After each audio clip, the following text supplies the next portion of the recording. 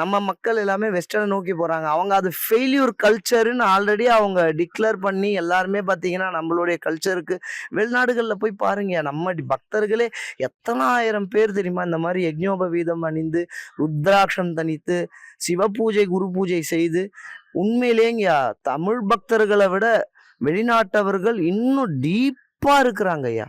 அவங்கள பார்த்து உண்மையிலேயே நாங்க இன்ஸ்பயர் ஆகுற அளவுக்கு இருக்கிறாங்க. ஏன்னா வெஸ்டர்ன் கல்ச்சர் ஒரு ஃபெயில்யூர் கல்ச்சருங்கய்யா.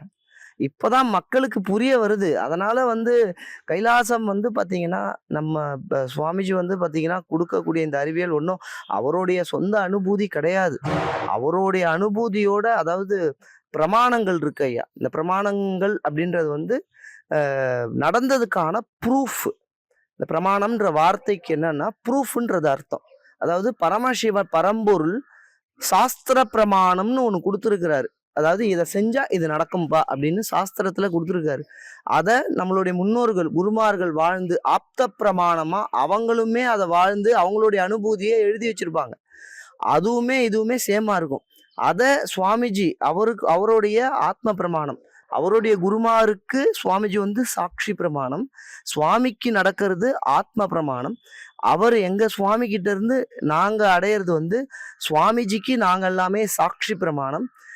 எங்களுக்குள்ள அடையிறது ஆத்ம பிரமாணம். இந்த மாதிரி 4 விதமான பிரமாணங்கள் இருக்கு. சாஸ்திர பிரமாணம், ஆப்த பிரமாணம், ஆத்ம பிரமாணம், சாட்சி பிரமாணம்ட்டு.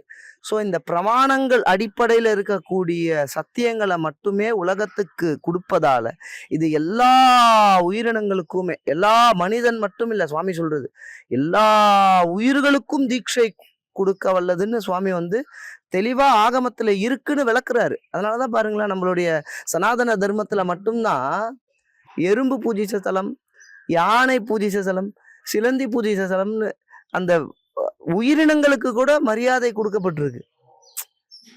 புரியுதுங்களா நான் சொல்றது? ஸோ அந்த மாதிரி எல்லாமே எல்லா உயிரினங்களுக்கும் கொடுக்க வல்லதுன்னு பெருமான் குறிப்பிட்டிருக்கிறதுனால சுவாமி அமைச்சிருக்கிற இந்த கைலாசம் எல்லா உயிர்களுக்கும். இன்னொன்னு தெரியுமா? கைலாசத்துக்குள்ள மரங்களை நாங்க வெட்ட மாட்டோம். மரங்களுக்கு கூட உயிர் இருக்குன்னு பகவான் கிரிமினல் குற்றம்ட்டார். கைலாயத்துக்குள்ள மரங்களை வெட்டுவது கிரிமினல் குற்றம்னு. அப்பனா பார்த்துக்கோங்க, மரங்கள் செடிகளுக்கு கூட பகவான் முக்தியை கொடுக்குறாரு. அப்போ மனிதர்களுக்கு டிஃபால்ட்டா இது எல்லாருக்குமே தேவை. அதனால எல்லாருக்குமே தன்னால அவங்கள அறியாம அதுக்கு மேல ஒரு ஈடுபாடு அவங்கள அறியாம வர ஆரம்பிச்சிருக்கு. கண்டிப்பா இது மக்களுக்குள்ள பெரிய மாற்றத்தை, கைலாய தேசம் கண்டிப்பா மக்களுக்குள்ள ஒரு பெரிய மாற்றத்தை கொடுக்கும், கொடுத்துக்கிட்டு இருக்கு.